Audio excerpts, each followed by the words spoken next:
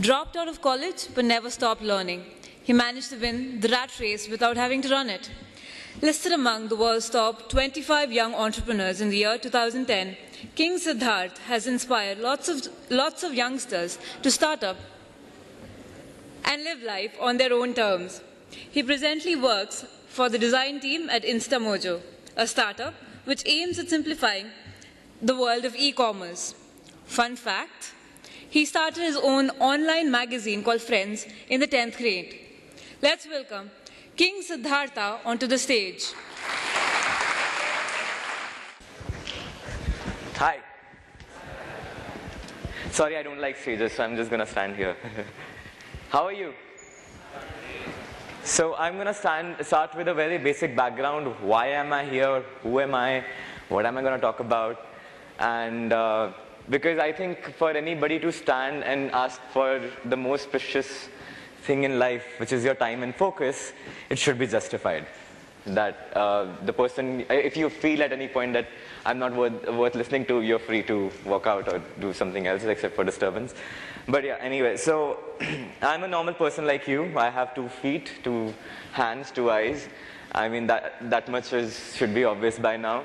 But somehow some people believe that there's something different, and I also started noticing that, and that's what I want to talk about, that there is a subtle difference between what I notice of how my, let's say, peers or my friends or my family were doing things or thinking about things, and how certain people in my life, including I count myself among them, were doing it slightly differently, and how those small differences make for a big change later on. It will be slightly, I should warn you, it will be slightly on the philosophical terms for the most part, except when we talk about money. But let's see where we go. So where I like to tell the story is I used to be in a very small school in Himachal. I don't know how many have heard the industrial town Baddi. A lot of your medicines and food packaging is packaged there. And you will see a lot of these water bottles packaged from there. It's Himachal Pradesh, Baddi, Nalagarh. Very small town, hardly few lakh people and living there. And from there I moved to Chandigarh for higher education. And that's when I realized that's when, you know, the facade of the world that the adults tell us exists starts to lift off. That there is actually no perfect world out there where, you know, you're not supposed to talk to strangers, and you don't talk to strangers, and people don't hurt you, and everything is perfect, like it's told. Like the government keeps its promises, you never become a criminal, you always pay your taxes, the government does everything right, and your parents are never wrong, and nobody will ever hurt you, and all those things are true. But I realized that that was a lie. That the world that they actually tell us that exists out there, the ideal world, never exists. Ideal gases and ideal worlds, they never existed.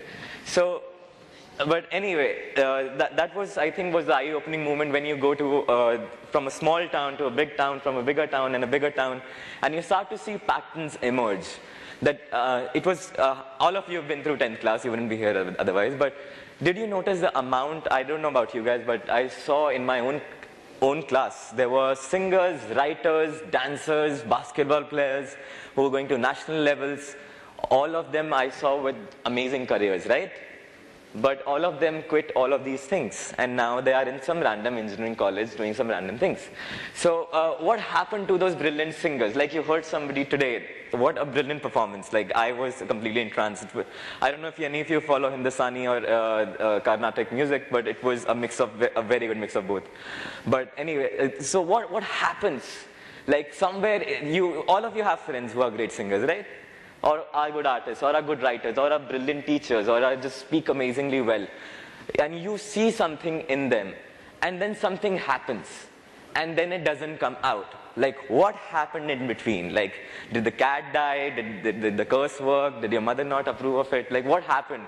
What happens that these potential, amazing, genius people, many of you sitting here right now, I think most of you sitting here right now are geniuses, and I'm not even kidding about it. I'll tell you why in a bit. What goes wrong?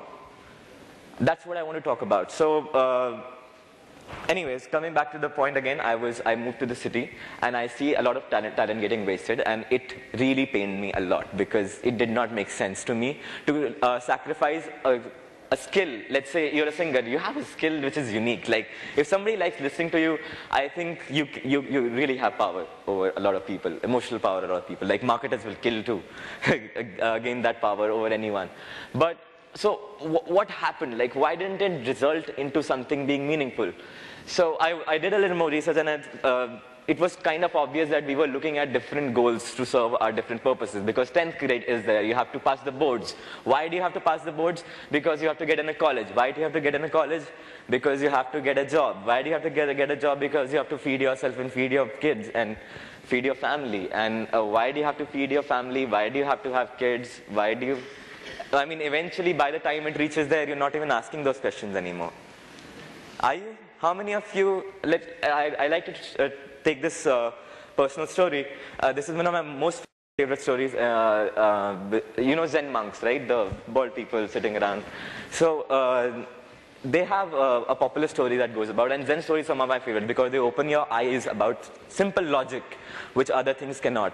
So this guy goes to a Zen monk and goes like, listen, I know another Zen monk, and he performs miracles. So I want to choose between you two, which one is the better teacher, so I can choose who will teach me. So do you perform? He stands on one side of the river, he puts a canvas on the other side of the river, and he paints across the river. That's his power of Zen. And what do you perform miracles? He says, yeah, as a matter of fact, I do. I don't know if that is Zen, but I walk when I want, I talk when I want, I eat when I want, I sleep when I want. And you might think he was drunk, but he wasn't. How many of you are engineering by conscious choice and not by an accident?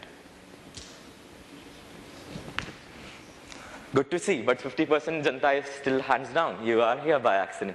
How many of you think you will get the job, the next job, exactly as you like it, or it will be a mix of accidents and a mix of... You're getting the point? How many of you wake up because you want to and not because it's time to wake up? How many of you eat because you want to? I get the 8 o'clock class point, but you get the point. Like, you don't wake up because you want to, because it's 8 o'clock class. You eat because it's time to eat breakfast. You've been told you eat breakfast in the morning, and you eat dinner at night. Why do you sleep 8 hours at night? Because you've been told that you sleep 8 hours at night. There is scientific data proving otherwise. That's 8 hours, once full sleep is not good. So why don't we change? Hey, science, right? Like, it proved it. It proved this shit. So what happened? The world lied to us all over again. So this goes on for quite a while. Like, everywhere there's this mirage and facades and people believing all sorts of things that have been told to them, and never questioning for yourself. Why? When I was completing my 12th grade, I was about to start my board exam for 12th grade, and my father came up with the question, what next? What college are you joining?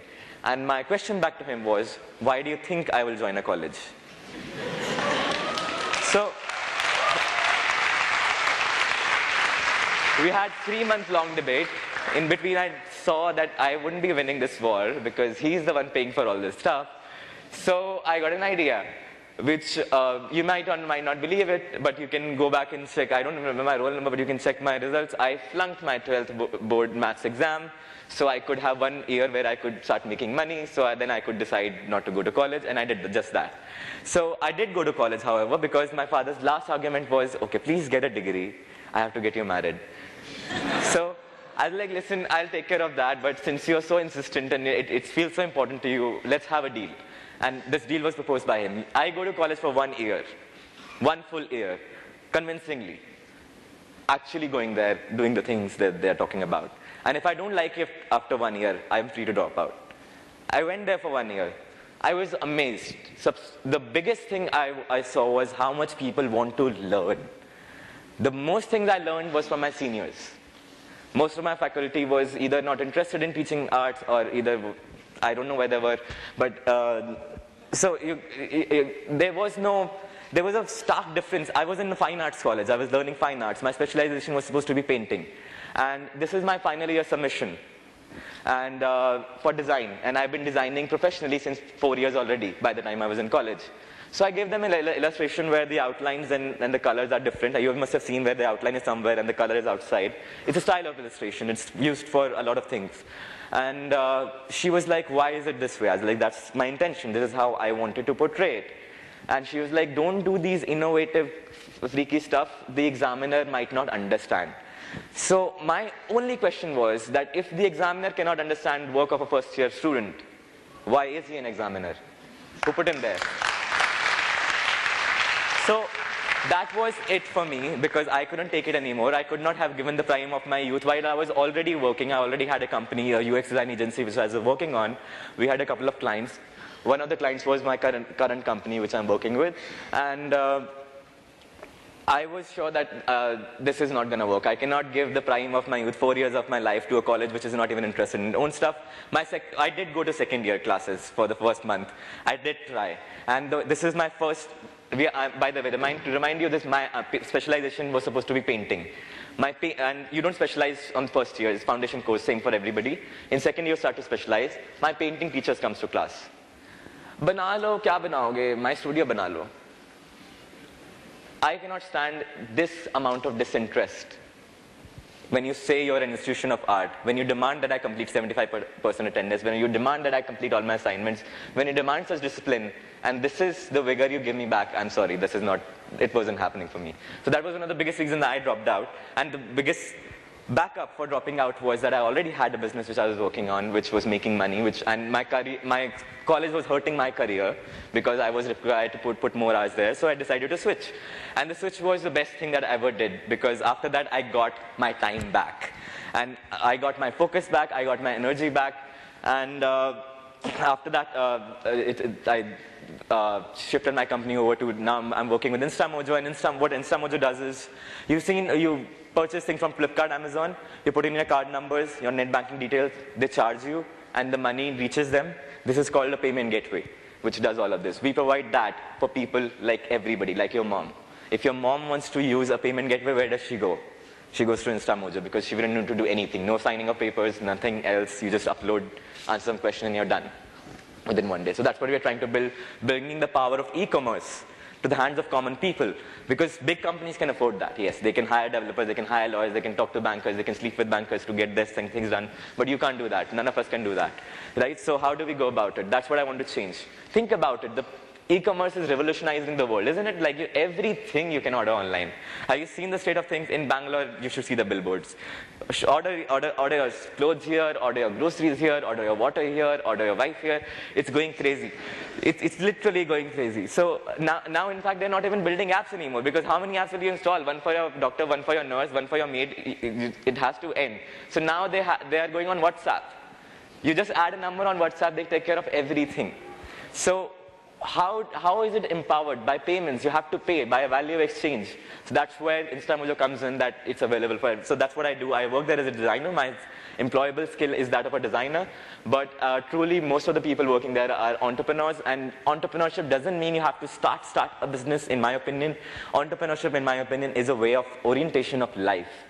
It's a different way of looking at things, questioning things, and answering things, which involves a little bit more thinking than most people are required to do. Because most of you will go like, yaar, itna kya sochta hai?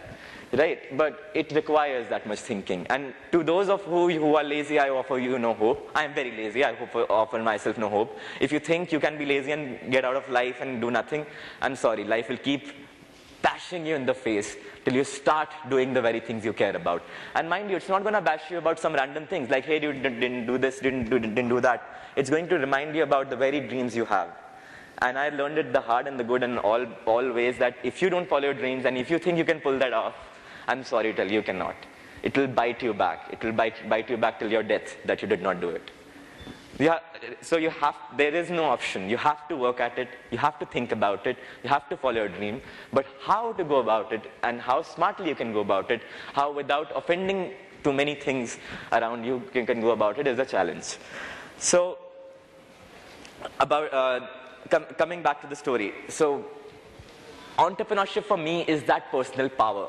That personal power, my idea of entrepreneurship is you're trying more and more to gain more access to your resources. Your resources, the most, I think, precious one being focus. People say time is limited. There are 24 hours in a day, but there are even less than 24 hours, focusable hours in a day. You can focus for 4 hours, two times in a day, 8 hours. That's it.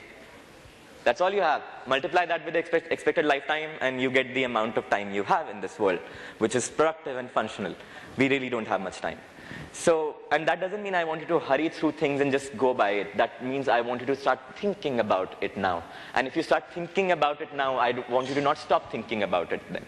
Because the biggest thing that happens is another story I would like to tell you. There was a saint passing by a well, and he sees that a frog is in there, and the frog is crying that, please take me out, I want to see the outside world. And the saint sees something and says, you have no hope. There's no point, even if I take you out, you will not see the world. So he requests, please, you are such a great saint, will you please help me, at least try. So all right, saint brings him out, the frog comes out, and just at the excitement of seeing the world, he jumps and falls right back into the well. So what that means is that it's very possible that today, after hearing speakers here, you'll feel something inside. Are you already? Are you feeling some hope, some desire, some dream, or a feeling of that there is something great out there, that you can do something, you can achieve something? That feeling is very subtle. You are almost, if you try to put finger at it, it will vanish. It's that subtle. Like if you try to find it inside, you won't be able to put a finger on it. It's just there, it's a presence. Unless you let it grow, it will die, you will fall back in the well. It's very easy to do that. You can wake up tomorrow morning and go about your schedule without thinking about your life, and it will all be all the same. And all of this would be for nothing. But let's go back to things. So now how do you develop that personal power? How do you get more of your focus on the back of your hand? And how do you start thinking about things in a certain way which gives you different answers? And how do you go about making your way through life? In my opinion, the best way, everything outside of you is a variable factor that you cannot control. Either you can be like rest of the world, which complains. Think about it. I think one of the journalists were asking me this question: what will be the one advice if I could give my fellow students one advice that would change their life? What would it be? Just one advice. And my one advice was, make more decisions for yourself. Our parents made their decisions for them. They got them married. Your parents will make decisions for you. You will do the same to your kids, and the chain will run on. I'm not saying disobey your parents. I'm saying make your decisions yourself. I'm not saying disregard their opinion. Of course their opinion is important. They are your family. And family is extremely important, especially when you have them by your side. Trust me, it's like you have some real power. But that doesn't mean that you are not the decision maker. In the end, you have to realize, whom do we blame? The government? The parents? Because everybody from childhood took decisions for us, right? Because school jao, is school mein jaoge, beta engineer banega, ye kaam karega, yahan karega, aise shadi karega. So you're getting the point that most of the decisions you took in your day-to-day activity, from what you want to eat, where you want to go, what college you want to join, where do you want to sleep, what is the color of your bed sheet, what are the clothes you're purchasing, all these decisions were not taken by you, and it is important to take these decisions. Because if you don't, then you don't know yourself. And for someone who doesn't know themselves, how can you make a life for somebody who don't? Let's say you have a character in your head, you don't know anything about it, write a story. You can't. And you don't know yourself. And if you think you know yourself, think again. Are you happy? Are you the best you could ever be? So there is some work left over there. So let's think about where I'll try to share my personal experience. There are 4 or 5 very simple things that if you start inculcating in life. I'm not going to give you some mantra that will change your life forever. What I want to do you is help you open your eyes up to the very inner things that you have available right now. One of the first things I want to talk about that altered my life is reading. I'm not talking about Chetan Bhagat or Meluha. No, that's not what I'm talking about. I'm talking about reading that evokes emotion. I'm talking about reading that shows you other worlds. I'm talking about reading that shows you the cultures, other ideas. It can be fiction, it can be non-fiction, but think about it. Your brain, have you ever, how many of you have ever read a novel? A novel, including Chetan Bhagat, let's count it in. Okay, good. Have you noticed how your emotions change when you're reading through the novel?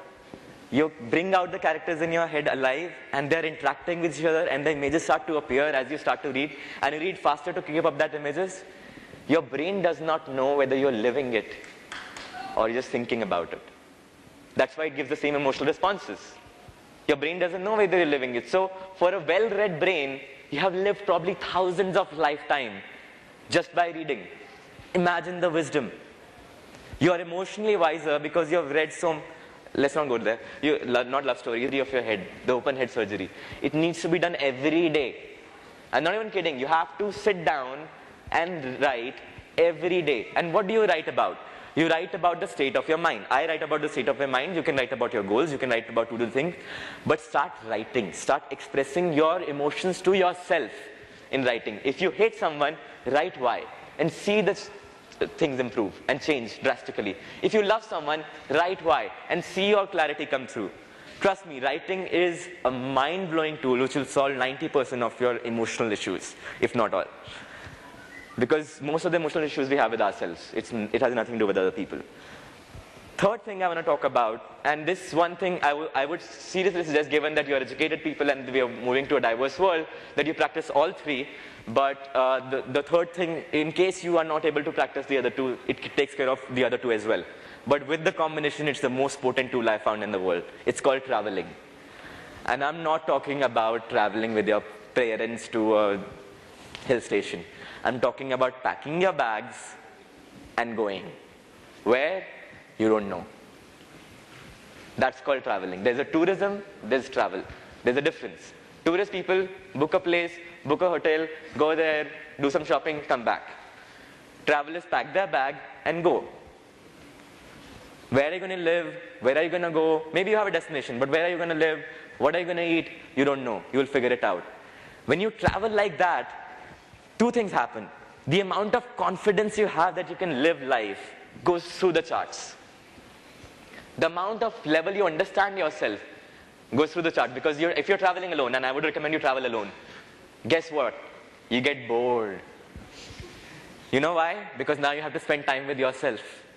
The most boring person to you in the world. How many of you go to watch movies alone? Psychos. Just kidding.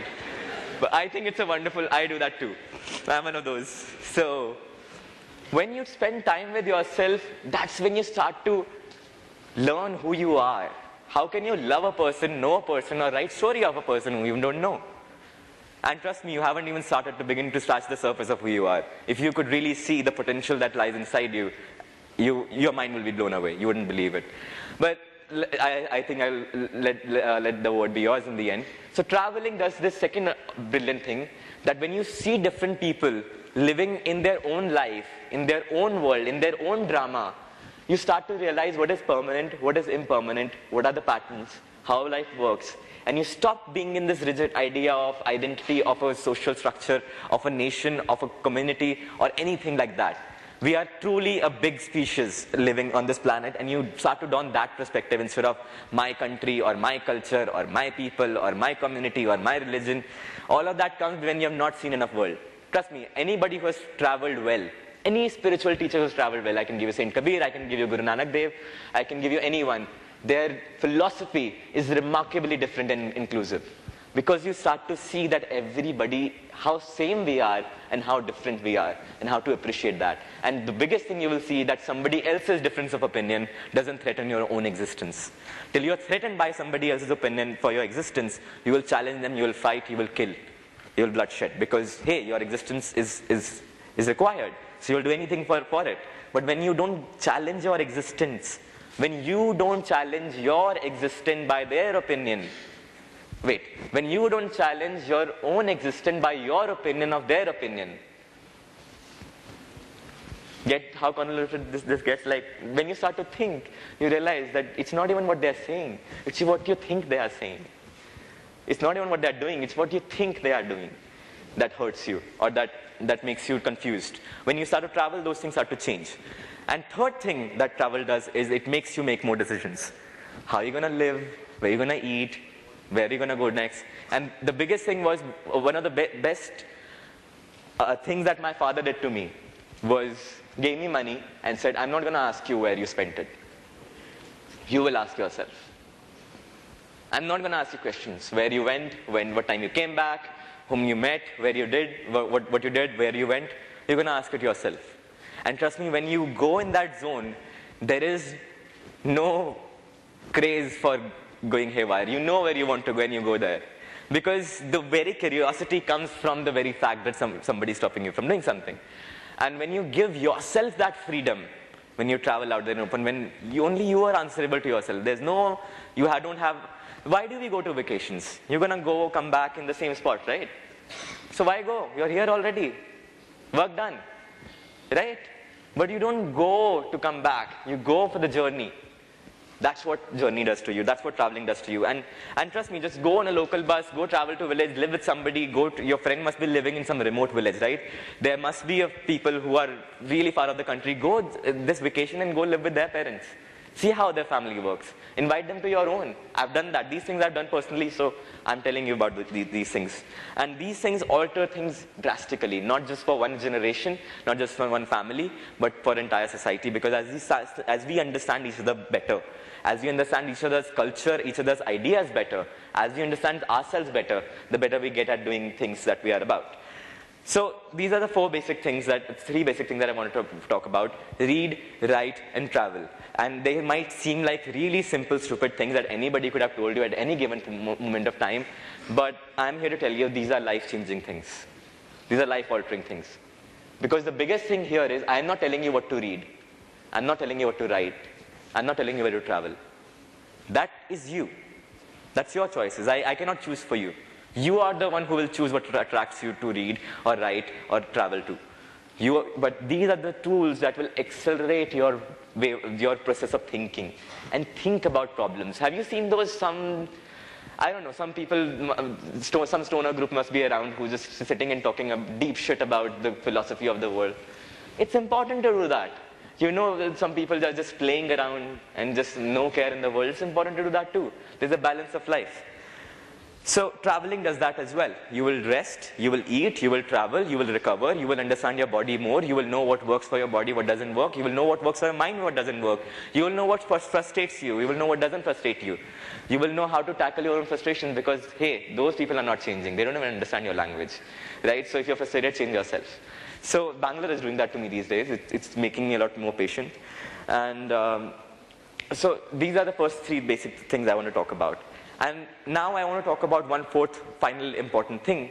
And most of this I want to be, afterwards turn to question answer session. I want you guys talk about anything that you want. But fourth thing is money. Now money is an interesting subject. A lot of people have a lot of feelings about money, a lot of different issues about money, a lot of different notions about money.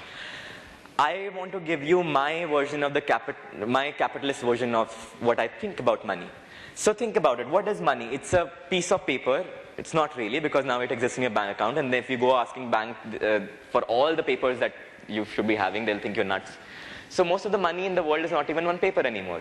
It's a random value, a digit, which you can exchange for something else. Somehow, whatever you do gets translated into this number, which can be exchanged for other things. So your value gets translated into this number, which you can exchange for other things of value. You're getting it? It's a value exchange system. That's what money simply is. It's a replacement to barter that lets everybody exchange value in the same currency. Now, that's basic idea of money. Wealth is different from that. But how many of you are in third year, fourth year? Okay, there's very few people. How many of you are looking forward to the day you join a job and have your first salary? Nobody's looking forward to first salary. Not just third, fourth year people, I'm talking about everybody. Like, you guys don't want a salary. How many of you will take a placement if it was given to you right now? Interesting. So here's what I want to show you a different version of money, okay? This is the classic version of money. I go to office for 8 hours, they pay me 1,000 rupees in a day, assuming, okay? In 20 days that I go to office I make 20,000 rupees for spending 8 hours in a day. Simple. I give them time, they give me money. Simple as that. My time might be more or less valuable depending on my skill set. Now let's turn it around. Let's see who's buying your time. Company. A company buys, let's say 10 hours, okay? 10 hours at 1,000 rupees from 100 people. How many hours do they have in total? Engineers, come on. 1,000 hours in 24, you have 24 hours. Even if you stay awake 24/7. In 10 hours, they have 1,000 hours. Getting the point? If you had 1,000 hours in a day, what could you accomplish? And it's open to you. You can just imagine. If you had 1,000 hours and 100 brains, brilliant brains like yourself, what could you accomplish? And if you multiply that more and more and more, what could you accomplish? You could create wealth far more than the money you spent to begin with. And that's what capitalism basically does. Capitalism buys time, buys expertise, buys into acceleration to reach the future end, faster than any individual could have ever done. So now you look at money differently, right? Now you look at your time differently, right? So which is more valuable, your time, or let's call it focus. Your focus or your money? But can you make better use of your focus than your company? Can you create more? So it's, let's say if they made 1,000 rupees profit, they're making 1 rupee per hour profit. Can you make better profit than that? If you can, it makes sense to switch. If it doesn't, it makes sense to align there, depending on industry to industry. There's no certain answer. But this is the power of what happens with time and money, how they get exchanged literally with each other, and how most of us just sell our time and focus, not thinking about it, where it's going, what it's going to do, just to a person who is getting. So somebody is, because you are not using your time greatly, somebody else is, to make their money. And you're selling it for cheap, for real cheap. You have no idea. For real cheap. In India, labor is real cheap. Have you seen the numbers, the salaries, the disparities? But anyway, so this is an idea I would like to plant in your head. Hopefully next 3-4 years it will survive and will take a roots. Even if one of you does that, I will probably see another billionaire. Hopefully. So let's say you earn 10,000 rupees a month. You earn 12,000 rupees a year. Okay? Now, let's say there is, how much money, you know money can work for you? You work for money. You know money can work for you? Like how money works for the company, right? It buys, money can work for you too. It earns interest. It goes in investments. It goes in other places. It can do things for you. It can buy power for you. It can buy manpower for you. It can buy professionals for you who will save a job. So, what do you guys think about savings? How many of you save? Ooh, some interesting lot saves. Here's a simple idea, very simple math, you can do it yourself. If you save 10% of your income, you might retire in next 50, 70 years, or maybe not, never. If you save 20% of income, that drastically reduces to near about 40, 50 years. If you save 50% of your income, you can retire in 30 years. If you save 100% of your income, you can retire now. What are you working for? But the more you save, now you want, like when you get the first salary in your bank account, don't spend it. Don't buy that Zara jacket. Don't buy those shoes. Don't buy that gadget. Don't buy that Xbox. Don't. Because you don't know what money is doing to you. Money is a fascinating facade in the world which can make you do things that you never thought you could do. I would like you to do this experiment. Take the money, what salary you get. First of all, start keeping a track of how much you're spending in your student life. You're spending about this much, double the amount. That much is your limit of spending when you start a job. Everything else goes to saving. Give it to your mother. She'll keep it safe. Tell your mother, till I'm 10 years older or 5 years older, do not let me touch this money. And I promise you she won't. Okay, and let all your salary go in there, because till you know what money can do to you, or what money means to you, or where you want to put your money, or what you want it to do for you, it's better not to spend it. Because really, think about it. 10 years you will work, 10 years after you will get a wake up like, oh, I should have saved. And then it's all gone. 10 years of your focus is gone. Vanished. What do you do with it? How do you recover it? You can't. So it's better to save than be sorry. And it's very tempting to buy that. It's very tempting to get that new shiny blue thing. But there are only two choices. Either you keep spending new thing here, or you go on that exponential growth of curve. All of you know about compounding interest. All you know about how wealth grows. All you know about the power of saving. You can look it up more. But this is how I want you to think about money. Think about your focus. Your focus is far more valuable than your money. And when you start to look at it that way, don't you get enraged that so many things demand it of you? College, friends, this thing, that thing, ye ho raha hai, wo raha hai, society, politics, everybody wants your attention. Whom are you going to sell it? And for what price? Are you going to read that news article still, which boils your blood? Are you still going to watch that movie, that entire series of whatever TV series you're watching? Is it worth it? Is it worth the price? Or you could be... How many of you want to work in a startup? Okay, I'm here to tell you, you have no choice. You're already working in a startup. The startup you're working on is you. It will be the longest running startup you will ever have. You will eventually fail, as in biologically you will fail, but there are other chances where you might survive. So that's the survival of the fittest, the hope that you will outlive your physical, biological life.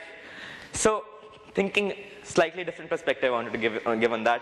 Now think about it, that if you are the startup you're working on, don't you want to invest more time and focus on yourself, developing your skills, developing your own personality, developing your own attitude, doing more things, doing more random things, reading more books, solving more problems? How many of you want to do that? Okay, I'm glad some people want to do that. So these are very, very simple ideas about time, money, reading, writing, traveling, decision making, which I think are different, which makes all the difference. Now, there are a couple of questions which come up often, so I'm going to address them already. One of them that comes up is, how did I convince my parents about dropping out? Any of you have that question? Okay, so I'm going to quickly answer that. This is how you convince your parents, your teachers, your government, your society for anything. This is how you convince anybody for anything. This is how I convince anybody for anything. You promise this, you deliver it. A small promise, a small delivery. It builds confidence. Then you make a bigger promise, you make a bigger delivery, it creates confidence. And you keep increasing the size. First I told my parents, okay, I'm going to make money. And I did. I'm going to make more money. And I did. Then I said, I'm going to make more money than you. And I did. So then I wanted to say, I'm going to live on my own, and I did. Are you getting the point? I wanted to say, I want to create a company, and I did. I wanted the company to be profitable, so it did. So it took inch by inch by inch by inch of building confidence into everybody, and it wasn't just about my parents. The people who were backing up the financials, the adults who were backing up the kids club, they had to be convinced too. So that is how you convince people. It's as simple as that.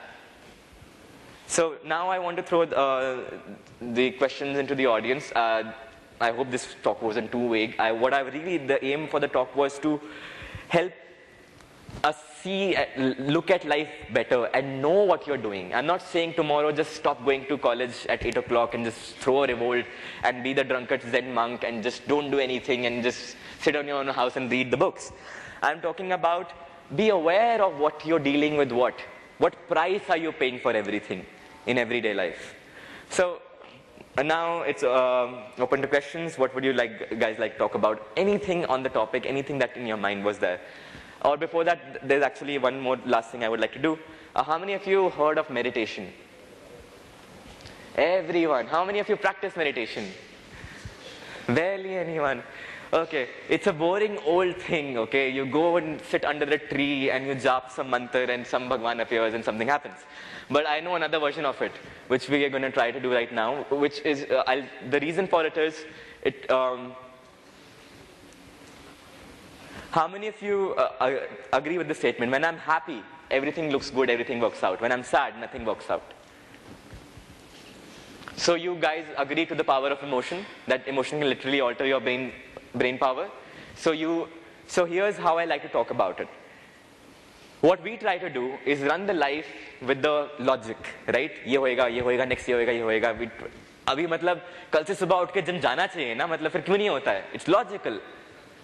But the emotion isn't there. So without emotion, you cannot drive life. So you have to realize that there is a steering wheel which decides the direction, and there's a wheel which does the work. And emotion and logical intellect, they keep switching roles. You have to learn both. You have to be that emotional person. What I mean by emotional is I don't mean you start crying. I mean you understand your emotions, what they mean, where they come from. Have you seen some people who are so sure of you can't upset them? Have you met anybody like that? Like it's very hard to get them angry. It's very hard to get them, upset them from their state of mind. The reason they do that is because they know how they react to things, so they're already prepared. So if you go and challenge them with something, they know how human mind reacts, so they know, so they're prepared. They're not going to give you that reaction. So have you ever tried, like imagine asking Vajpayee to talk faster. He won't, right? So because he knows what happens, and it's deliberately put there. So your emotions will always overpower your mind. And that's not because we are screwed up and we are screwed up as a species. That's because that's the most beautiful gift ever. Your mind could be utterly convinced that this is not possible, but your emotion will still drive you. That's how dreams are achieved. When emotions overrule the logical mind. Often you're wrong, often you're burned out, often those things happen, but the ride is worth it. Somebody asked a brilliant question in one of the spiritual seminars. They were like, why does the dogs get his head out of the window in a fast moving car when it runs the risk of getting a bug in the eye? This is one of my most favorite spiritual questions. The answer to that was because the ride is worth it. There's nothing more pleasing than that emotional ride of putting a goal for yourself and achieving it. Nobody else will put it for you. Trust me, when you go out of college, nobody will give a damn. They already don't. Whether you achieve it, you don't achieve it, you do it, you don't do it, nobody gives a damn. Only you are the one who gives a damn. If your life amounts to something, you are the one who will give a damn. If it doesn't amount to something, nobody will care. Your family will care, but you get the point. Nobody really is doing that. You are on your own, and you like it that way. So might as well take charge of it. So, for emotional stability, the only medication, for emotional power, for emotional understanding, I can give probably like 30 years of lecture sitting here of my understanding of emotion, but nothing will come out of it. Only you will know what your emotions are. Only you can tell. You know the word dharma? Dharma. You know what dharma means? Your personal path to enlightenment or your personal path to attainment of certain goal. Personal path. So nobody can tell you what your dharma is. You have to figure your dharma on your own. And the best way I found to figure it out is meditation. What meditation simply does is, you tell you this brain, which is always working 24/7. Have you noticed? Okay, just think about the amount of things that happen in your head. At times, aren't you just going nuts by the bombardment of things? Wouldn't you like to control it, that I don't want to feel anything, I don't want to think anything? You don't even have that power to switch off. So when you get the power to switch off, when it goes in certain direction, you switch it off, bring it back again. It goes in the wrong direction, you switch it off, bring it back again. Eventually you start to steer it in the right direction.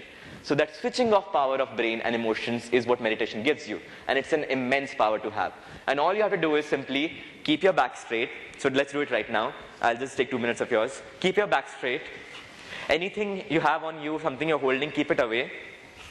Make sure there's no tension in the body. You're not holding onto anything, not clutching anything. Just your spine should be straight, otherwise you will fall asleep. Close your eyes. Take a deep breath in and out. Relax. Right now you have nothing to do, nothing to solve. Just be for a while. Take a deep breath in and out. There's nothing to do, nothing to solve. Just be. Feel the sensations on your skin. Acknowledge the fact that you're alive, breathing, the cells in your body responding to every stimulus out there. Acknowledge the fact that you're thinking, that you're aware, that you are in your head, aware of thoughts and emotions that pass you by. Just be aware, don't get attached. Breathe in, breathe out. Nothing to do, be. Just relax. Think of this day as your first day on planet Earth. And this is what is being told to you. Welcome to planet Earth. You can be, do, and have anything that you desire. Anything you think about will expand in your life. Anything you wonder about will come to you. Everything that matters to you will be taken care of. The power you have within you is immense. It's limitless. Only you can define its limits and its non-limits. It's personal. Nobody can touch it. This place in your head, nobody can challenge. Nothing to be, nothing to do. Just relax. Feel the sensations in your head. Feel the joy of being alive, of mattering, of occupying space and time.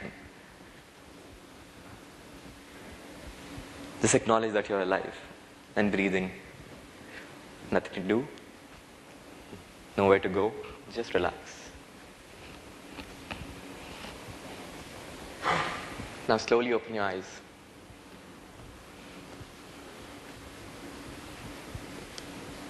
How does it feel? Calming?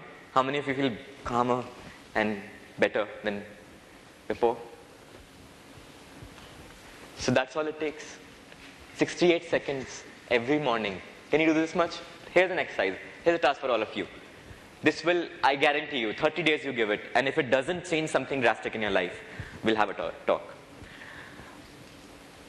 Wake up in the morning, the first thing you do is do this breathing exercise. Remember to keep your back straight, or don't blame me for missing your class. Okay, that's the only trick here. Keep your back straight, otherwise you'll fall asleep. And eventually you get better at this. And the next thing you do, you will take a pen and a paper, or pencil or paper, whatever, don't type it out. Pen and physical paper, and write your intentions for the day. And make them generic. Today I want to feel good. Today I want to feel happy. Today I want to feel at ease. Today I want to feel fulfilled. Just emotional directions to your head. The first thing in the morning after meditation. Just do this exercise for 30 days. 30 days, that's all I'm asking you. And you will know the results in 30 days, right? You have paid the price of this much amount of focus to me. I think it would be a waste if you didn't practice it and, acknowledge and try to do it. What it would do for you is that it would start to give you clarity, and it would start to show you how much stability you have inside. And whatever you're seeking, all those, solutions, all that friction, all that fight, all that taking the world by its horn, all that solving the problem, it's just friction you have with yourself. When that internal friction is gone, then you can, once you stop fighting inside, once India, we give an example, right? If India stop fighting inside, we'll do something great. So once you stop fighting inside with you will realize who you are. Just stop fighting it first. Just learn to relax, learn to sit, learn to think, learn to encourage your thoughts, learn to encourage your questions, feel more. That's why I want you to travel. When you go travel, when you eat different foods, when you see different families, when you see their loved ones, when you see how they interact, when you see what they care about, you learn to feel different things. Have you seen a mother looking at a child? Isn't that a different feeling? Have you seen a lover looking into a lover's eyes? Isn't that a different feeling? Don't you want to feel all these feelings and feel how they feel? Isn't that what life is about? Feeling more, thinking more, doing more, being more? So the longest running startup you will ever have is you're already on. That's you. The longest running project you will ever have, you're already on. That is you. There is no failure. There is no wrong. Only you decide. The only parameter at the end of your day, biological day, will be, were you happy with what you did? And you can answer that question today. You don't have to wait till you die. Are you happy with what you did? If you're not, change it. Because nobody else will. And if you're waiting for one day that somebody will come and tell you, today is the day that all things change, and the world comes to an end, and the government improves, and everything is straightened up. If you're waiting for that day, it won't come. There's no such day where suddenly everything will turn. If you're waiting for one day when you'll write the book, one day when you'll achieve everything, one day when you will just change for good, it doesn't come. Because it doesn't happen in one day. It's an everyday job. Every day you have to be alive, bathe, eat. Every day you have to meditate. Every day you have to set your mind in motion. Every day you have to tell yourself the same damn things that I told you today to yourself. How many of you are feeling slightly better about yourself? How many of you think you're great people? How many of you think you're smart people? Not very many people think you're smart people. You don't think much of yourself. Huh? Do you know who you are? Do you have any idea? Vaguely. You're a conscious living human being. Any of you could be a Hitler and could be a Gandhi. Any of you could be a Hitler and a Gandhi. Any of you could be a Mark Zuckerberg. Or dare I say, all of you could be a Mark Zuckerberg. All of you could be a Gandhi. And I'm not even kidding about it, because that's not how it goes. I'm talking about the probability is within you. It's not outside. Nobody came and fed Mark Zuckerberg some special things. He wasn't eating special food. They tried to research. No, he's not eating special food. Gandhi wasn't special food. In fact, he was eating far less nutritious food than most of us eating today. So it's not about the food they eat. It's not about the genes they are born with. It's not about the genes they wear. It's not nothing to do with that. It's inside you. And you know that. And most of it can be taken care of. So this is where I would like to leave it.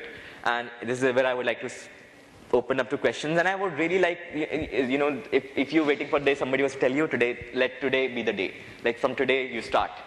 And it's easier to continue something that has been, momentums, right? So once something is set in motion, unless you oppose it, this goes in the mental world and emotional world as well. How do you fall in love? This is my theory of love. If you like a person and you don't challenge that idea for very long, and you keep reminding yourself that you like that person, it will turn into love. It can turn into romantic love, any sort of love, but that's how love works, in my opinion. It's a momentum that started, an inertia, that acceleration that started, which wasn't offered friction. So it just kept growing, because there was no end to the amount of reintroduction of energy you were doing to it by repeating it in your head. Isn't that how we do it? Oh, I like this person, I like this person. Oh shit, I'm in love. Oh shit. Now what do? She said no. Shit. Right? Isn't that how it works? You just thought about it so much that you made yourself fall in love with the person. Make yourself fall in love with you. Think about yourself every day. The first thing in the morning. Think about what you want to be, who you want to be today, how do you want to feel today. Go to yourself and say, how would you like to feel today? Give yourself a big tight hug. How many of you love yourself? Absolutely. And those who have not raised the hand, I'm not judging you, well, kind of, but think about it. Those who did not raise their hand, how many of you want a relationship? Nobody wants a relationship here. Impressive. You are sorted bunch. But imagine, in relationships, we ask the other person, I hate myself, love me. It doesn't work. If you don't love yourself, how can the other person love you? It doesn't even make sense. I hate my guts. I hate that I did this. Make me feel better. I'm thinking these thoughts which are crap. And your job is to make me feel better. I wouldn't sign up for that. Never. So that is what I mean. Like we have a big task ahead of us. And before we conquer the world, the task is inside of you. And it's a lifelong journey. You will do it every day. And every day will get better. And every day there will be new pieces to yourself that you will discover. Trust me, you will become a gold mine of talent, of ideas, of insights that you have not expected from yourself. And I've seen this happening. You know how people, you believe that people are born, how many of you believe people are born with either the skill to draw or not? How many of you believe that? That either they can draw or they can't. There are no in-betweens. So how many of you believe it can be developed? Full engineers, huh? Cool. Full belief in the system. And it can be. And it can be developed very quickly. I've seen people improving from can't draw a circle properly to amazing portraits within a week. Within a week. Just by exploring their own head. Just by exploring their own ideas. And how do you get the answers? Okay, there's one last thing I want to talk about. It might look like here I am standing having all the answers to all the questions in the universe, but that's not how it is. I have some basic set of parameters that I've found to be working, which I've shared with you. And if I've noticed that if I put my brain enough positions, if I think enough things, if I present it in a variety in thought, time, challenges, and ideas, that eventually this pattern machine, which brain is nothing but a pattern machine, will throw out a solution which will work. And the more solutions I throw out from my brain, the more probability of one of them working it is. So that is what the challenge ahead of you is. It's you, the project you're working on. You will take care of the startup that is you. You will have to do the finances. You will have to do the marketing. You will have to do the maintenance. You will be the CEO. You will be the CFO, the CTO, everyone in that company. So you have a startup, a lifelong startup that you're working on. It's up to you what it amounts to, or it doesn't. Nobody will give a damn. Only you will. And trust me, nobody will be happier if you do, and nobody will be sadder than you do if you don't. So now, okay, finally, questions. About anything, come on. Like, are you so bored that you don't want to, no curiosities left in life? Random weird questions, yes? I have asked this before, but is there a story behind your name? Oh, yes. Yes, yes. So I was in school, 10th grade when Facebook started coming about, and we were doing a play where we were this royalty and satire on old British royalty talking about Indian problems in Tridecon, something like that. So to get in the character, we were calling each other King Sidharth, Queen Jigyasa, and all that stuff. So somebody made a Facebook account for me of one of my friends, and he didn't know my last name. I don't use a last name, so he made it King Sidharth. So since then it stuck on. I had a couple of clients who added me on Facebook. They were like, okay, so you're called King Sidharth.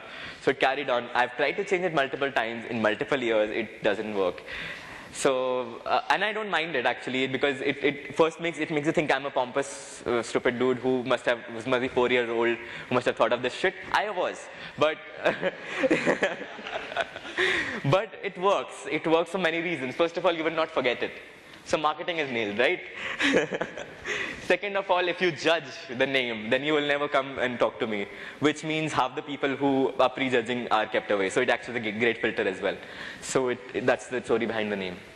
But if you, my favorite answer to that is, so you could ask that question. Anybody else? Yes? The 5 of your favorite books and why? Okay, that's first time somebody asked that question. 5 of my favorite books. It's very hard to point books and call them favorite, but I will try. It depends on where I'm looking for certain, but some 5 of the, I think whatever I'll remember will be the most memorable books, right? One of them that first comes to my mind is God of Small Things, Arundhati Roy. For the beautiful flow of writing, for the timeless, she can literally tell you a story in a time machine. First she'll tell you this, then she'll tell you this, then she'll tell you this, then she'll tell you this, then you see how the entire line will come up, and in the end you will know everything. And she'll make you laugh and cry with just words. Just words. That's the brilliance of her writing. God of Small Things, Arundhati Roy. Second book I love a lot, actually any of the Tolkien works will come there. J.R.R. Tolkien. He wrote Lord of the Rings, The Hobbit. His writing is profound. I don't appreciate Game of Thrones at the same level, although often they are compared, because there's an emotional value to J.R.R. which it isn't there to G.R.R. I mean, G.R.R. is just pure drama entertainment, Saas Bahu serial turned ancient style, while G.R.R. has some standards that ways. But I'm not demeaning Game of Thrones. I'm a big fan of Game of Thrones, but it's not the same level. And the third book, I think I'll just stick to 3 books. The third book that come to my mind is Bhagavad Gita. And you might think it's cliched and everything, and I don't look at it as a religious text because I think it's a philosophical text which does not have any religious connotations. I found some of the most remarkable ideas in there. Think about it. Krishna says, Arjun, the geniuses say that the man is a field of physical matter and mental matter. A person is a field of matter of mind and matter of physics. And the doer, donor, and ender of that field is the man himself. And I, Arjun, am the master field of all fields, the underlying blueprint.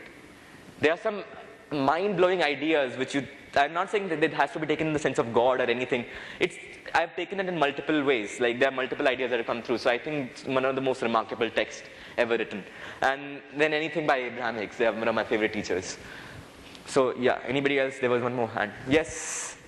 How do you maintain that hair? I don't. I really don't. It just maintains itself for me. All I do is this. Like that's it. That's all I do in the morning. Yes?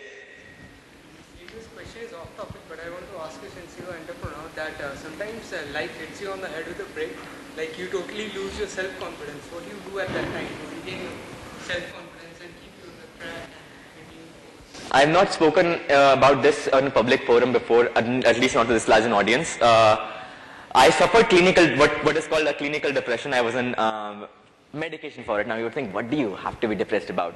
But you get things to be depressed about when life hits you in the head with a brick, so to speak. And coming out of that, the only thing I learned is you see life around you, right? And the more I see life, the nature and everything, I've known that there's only one thing that life does. And only one thing that life knows how to do. That is to exist. So when you stop having an existential crisis because life hit you in the head, that's when you start to make a headway. Like, just because something is wrong doesn't mean everything that you are is wrong. That is a minute part of you. So that's why the more you learn about yourself, the less it affects you what happens outside. That's the exact same idea as Gita talks about. It talks about being a yogi. To a yogi, the heat and the cold doesn't affect.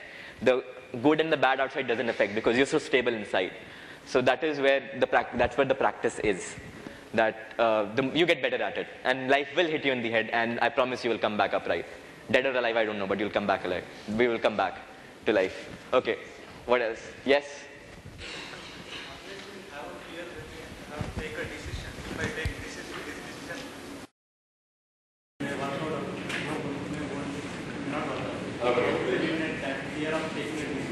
Okay. Unless you are giving somebody something to eat or drink which might be potentially dreadful, I think all the decisions are redoable. The important thing that I as a capitalist, even if you go up talking to any startup person, they'll tell you one thing. Taking a decision is more important than taking a right decision or a wrong decision. Because if you don't take a decision, you're stagnated. Have you been in that place? I want to do this, but eventually all the momentum dies. I don't know live like this. Right? So don't do that. Make a decision, move on. If it is wrong, make a decision, make it better. So make decision faster and fail fast or win fast. But know your results fast. And don't stop at any decision. Just take the decision and go with it. Unless it's life-threatening, like I said, unless you're ingesting a chemical which could kill you, I would suggest don't give it a second thought. Just go with it. Go with the first feeling and see if it's right or wrong. Because there's no other way to know. Because what we think, if it is wrong, my life is coming to an end. If it is literally not coming to an end, it's not coming to an end. So there's nothing to fear about. The more you take the decision, the better you get confident in that. And trust me, today if you ask the CEO in my company, or me, or anyone in the company, how do you know? How do you take this decision? We didn't know. We just took a chance. Most of the time it worked out. That's how life works. Okay. Anybody else? Yes. So when you were talking about money, you said you don't need the Zara jacket. That's just the commodities part of the money. So money can also buy experiences. So what do you think, whether it is worth having a good experience at the cost of money, or saving it up for some time when you saving it up for some time in the future where you might? The only thing I would spend money on is traveling. Like you said, exactly. The only thing I would spend money on is two things, which I would really like to spend money on. Having a new experience or a better experience, better lifestyle, or I would spend it to make more money. So yes, that's the only qualification that I would ever have. That if I'm getting to travel, I would spend it. If I'm getting to read something new, I would spend it. If I'm going to get to a festival that I've never been to, I'll spend it. We'll have to close this with this one because we're running. Yes. Yes, but then I realized there is no failure. Yeah, it was like, so I get life crisis every year on my birthday. I get a midlife crisis. What have I done? I will amount to nothing life I've done. So this time it came with clarity that we are all like, there's nobody rushing you up or anything. Then your own biological race, I guess. There's nothing, nobody's sitting on their head and you're like, that is failure. So, but the second thing I realized that failures are far more valuable than successes, because successes don't teach you anything. You were right. What about it? You'll write on your tombstone. He was right. Right? But that doesn't amount to anything. But when I was wrong, I learned far more. My chance of being right increased in multiple places. So that's how I think I look at failures and successes. That one wrong thing can teach you 5 right things, while as one right thing can teach you one right thing. So, yeah, by life, we watch failures. So let's close at that.